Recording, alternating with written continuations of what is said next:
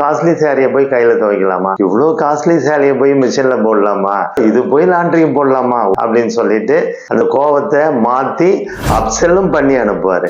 எங்க ஹாஸ்பிட்டல்ல எப்படி நடக்கும் அப்படின்னா, போன் வரும். எடுக்கிறப்பயே நான் என்ன பக்கத்துல உட்கார்ந்து இருந்தேன் அப்படின்னா, ஆனா சொர்ணம் ஹாஸ்பிட்டல்ல இருந்து பேசுறேன்னு, யாரு அண்ணாமலை சாரா, அண்ணாமலையா அப்படின்னு கத்தி என்னை பார்ப்பான். நான் கை தூக்குனா, இருங்கண்ணா அண்ணன் கிட்ட கொடுக்குறேன். அப்படி இல்லைன்னா நான் கை தூக்கல வேண்டான்னு சொன்னேன்னா அவரு, ஆனா இப்பதானே வெளியே போயிருக்காரு, வந்த உடனே உங்களை கூப்பிட சொல்றேன் அப்படின்னு போனை வச்சிருவான். இப்ப இது எல்லாமே நம்ம பிராக்டிஸ் பண்ணணும் பிசினஸ்ல.